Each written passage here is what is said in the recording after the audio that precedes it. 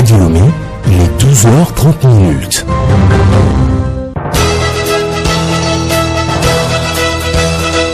Le journal Hélène Assabi.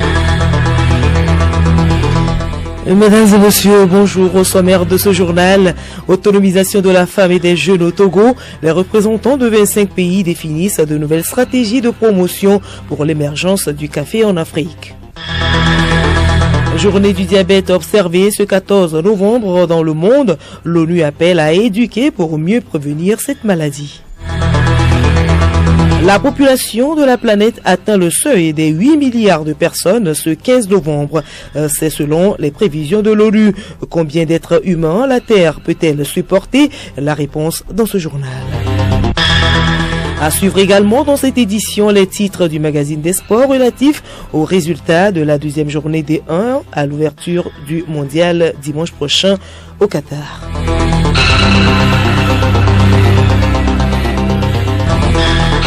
radiolomé.tg. Mesdames et messieurs, une fois encore, bonjour. Les réunions annuelles de l'Organisation interafricaine du café OAIC ont démarré ce matin à Lomé. Les représentants de 25 pays définissent de nouvelles stratégies de promotion des activités des jeunes et des femmes pour l'émergence du café en Afrique. Il s'agit de faciliter l'autonomisation de ces acteurs clés dans l'industrie du café. Les travaux sont ouverts par le ministre en charge du commerce, Kojo Adeji. Et en parlant toujours de la femme, et cette fois-ci nous allons parler de la promotion de leurs droits, l'Assemblée nationale a modifié la semaine dernière certaines lois en leur faveur. Charlotte Hara revient sur certains tests dans ce dossier. L'image de la femme dans la société ne reflète pas la réalité des faits. Ce qui interpelle les décideurs en témoignent les 4 lois modifiées à l'Assemblée nationale. Christian Trimois, ministre en charge des droits de l'homme, porte-parole du gouvernement. Il y a 3 mots que nous utilisons et qui sont terribles. Sexualité, maternité, servilité. Voilà comment nous voyons la femme. C'est un sexe, c'est un utérus et c'est une main-d'œuvre.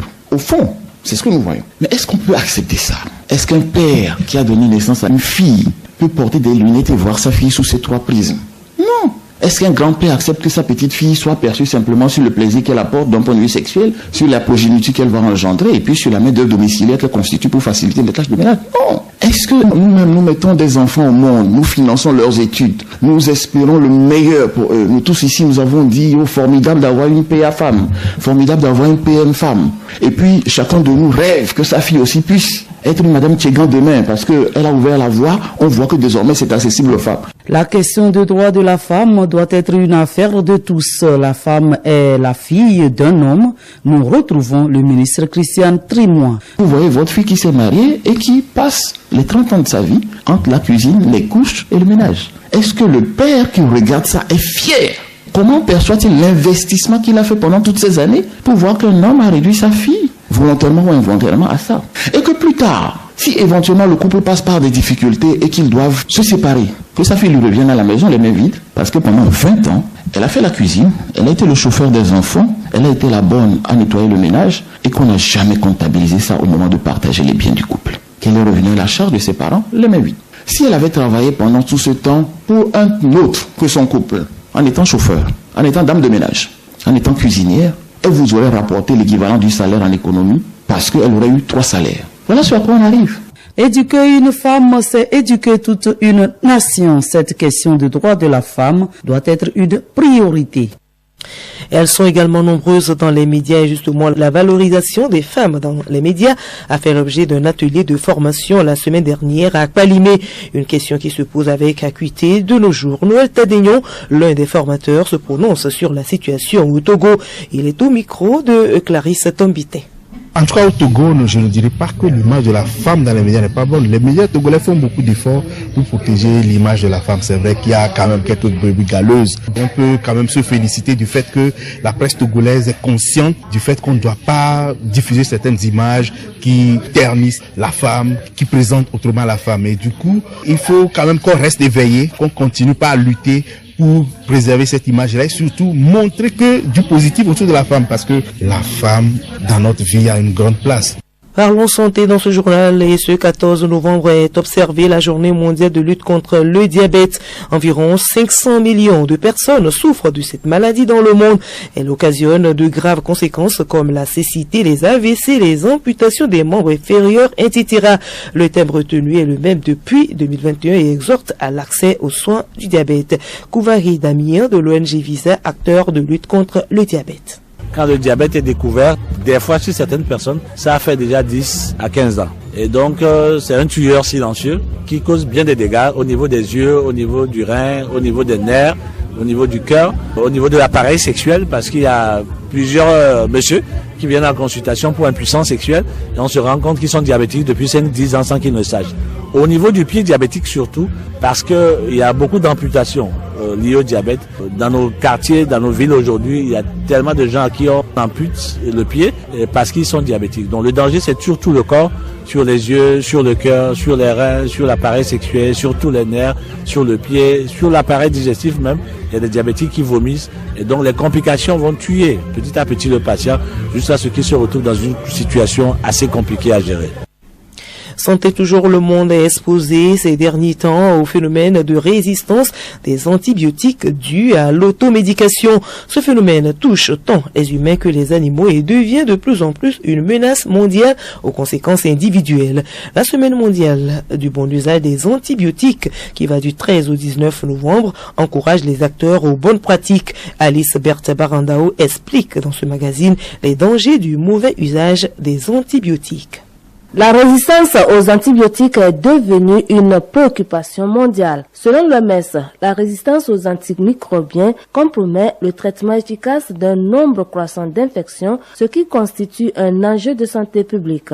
En Afrique subsaharienne, la vente libre des antibiotiques, l'automédication ou la prescription inadéquate contribue à une surconsommation des antibiotiques, ce qui crée des résistances dans le traitement des maladies. Professeur Mounero Salou, président de l'Association des étudiants en médecine et pharmacie du Togo. Les antibiotiques, c'est des médicaments comme tout autre médicament, mais ici, ils sont utilisés pour le traitement des infections en général. Et la résistance, c'est la capacité pour la bactérie de résister à l'action de cet antibiotique. Et donc, quand la bactérie est résistante, vous traitez l'infection, mais vous n'avez pas la réponse. Donc, en termes économiques, ça augmente le coût de la prise en charge et des fois, lorsqu'on n'a pas de solution, parce qu'il y a des cas où la bactérie résiste à tout, c'est pour cela qu'il faut anticiper. Il faut s'arranger pour ne pas arriver à la situation où on parle d'impasse thérapeutique, où on n'a plus de moyens. Chaque année, on se donne une semaine pour rappeler encore les bonnes pratiques, pour sauver ce peu. C'est devenu un problème au point que on veut inscrire la résistance au patrimoine immatériel de l'humanité en disant il faut protéger les antibiotiques, sinon ce sera foutu pour nous. Docteur Kombiako Kinam, inspecteur national du médicament vétérinaire. Un animal qui ingère un médicament pas de bonne qualité ou bien un animal à qui on a administré pas dans les règles de l'art aux doses appropriées un médicament accumule des résidus et quand la viande de ces animaux sont mis sur le marché, c'est l'homme directement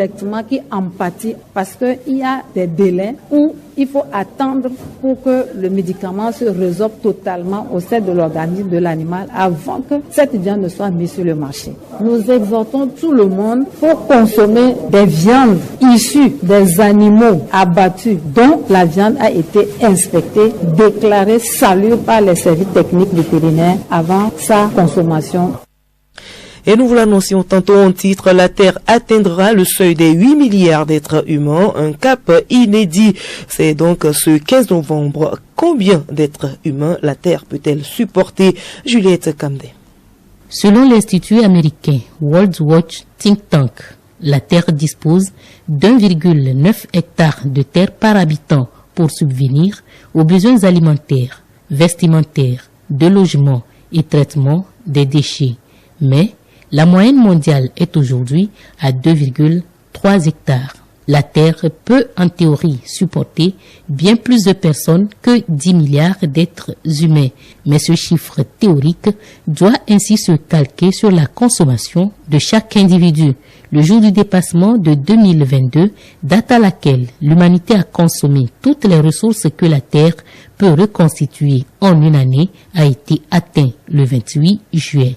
Il faudrait donc actuellement 1,75 planètes pour pouvoir supporter la consommation humaine de 2022, selon l'Institut.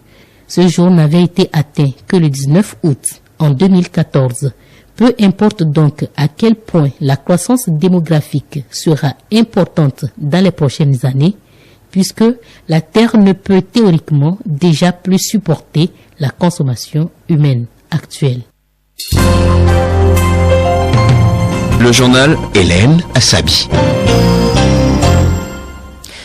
En Afrique du Sud, alors qu'un scrutin interne aura bientôt lieu à la mi-décembre pour déterminer qui conduira l'ANC aux élections nationales de 2024, le président en exercice, Cyril Ramaphosa, est de plus en plus contesté. C'est suite à sa mise en cause dans l'affaire de Fanafala, nom de sa ferme où a été dérobé de l'argent liquide. Sans transition, nous passons au titre du magazine des sports. Ange FC de Notin, toujours leader de D1 après la deuxième journée D1, ouverture dimanche prochain de la Coupe du Monde Qatar 2022 avec 32 pays dont les 5 représentants africains seront les titres donc à développer dans le magazine des sports à 13h avec Solim Lemon.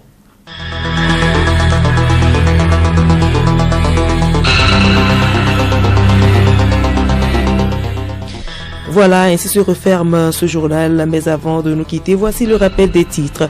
Autonomisation de la femme et des jeunes au Togo. Les représentants de 25 pays définissent de nouvelles stratégies de promotion pour l'émergence du café en Afrique. Journée du diabète observée ce 14 novembre dans le monde. L'ONU appelle à éduquer pour mieux prévenir cette maladie. Et puis la population de la planète atteint le seuil des 8 milliards de personnes ce 15 novembre. C'est selon les prévisions de l'ONU.